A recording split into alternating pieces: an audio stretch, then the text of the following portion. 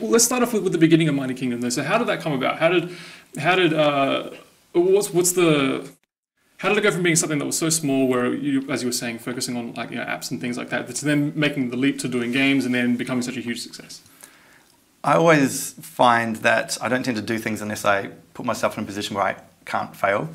And so to pivot from being an app developer to a games developer, I decided that we had to release a dozen games in a year. Mm-hmm. And so I basically completely re-architected the company around very rapidly building prototypes and getting them to market. Yep.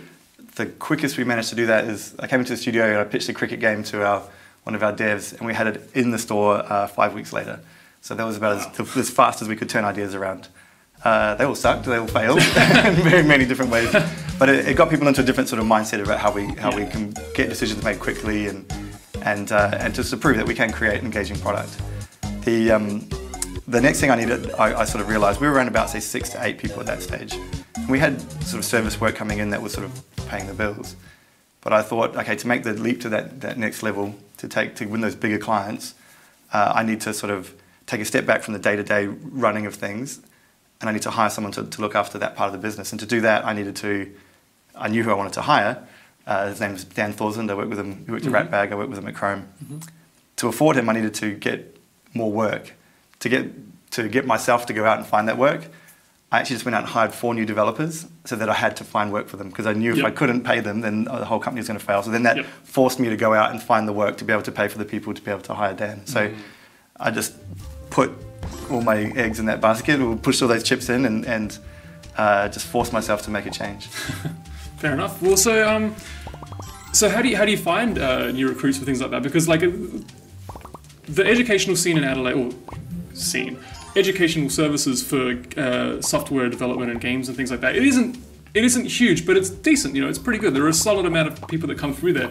Again, a lot of them find themselves moving to places like Melbourne or things like that. But how does Mighty Kingdom go about finding these new talent in that case? There's actually a lot of people around who were working in the games industry that are now either underemployed or who have been employed in other industries. So for the first thing we do is we look at that as a talent pool, and see if we can sort of re-engage those people back into the games industry. We also have a very strong connection to all the main training institutes, universities, AIE, and places like that. And we keep an eye on the graduates from there, and we'll pick the best to come and do work experience with us. Mm-hmm. And from there I think every single person who's ever done work experience with us has ended up being a hire. Mm-hmm. And so we have a very strong process around how we bring juniors into the organisation and train them up very quickly to be very effective. Mm-hmm. We try and operate in a structure where people are given a lot of autonomy and control in their roles. So that means that people who show leadership or show expertise can move very quickly within the organisation. There's no sort of junior, mid, senior sort of barriers. Yep.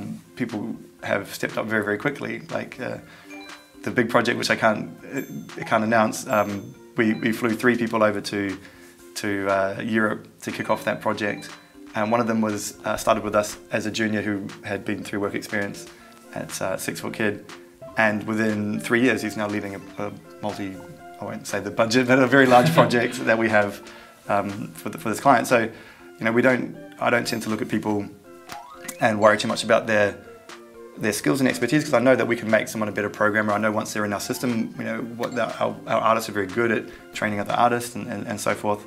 So I look for people who have the right attitude, the right approach to work, the right way of working within an organisation, and understanding what their value is and how they can sort of maximise that. And so it takes a very particular type of person, but when you find them, we find that they thrive really, really well.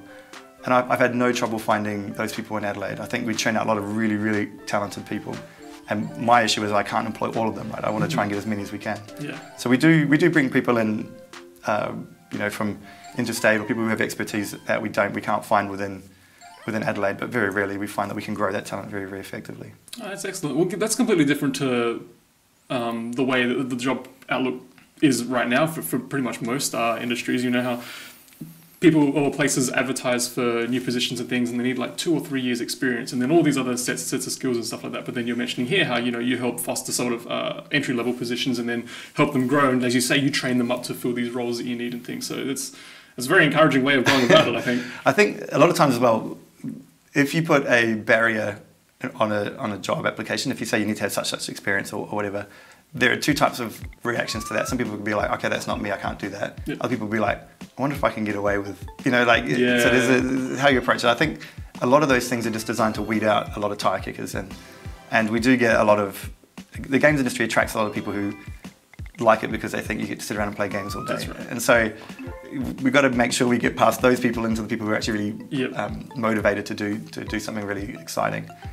So I don't know. I'm never too concerned about degrees and things like that. I don't have a degree.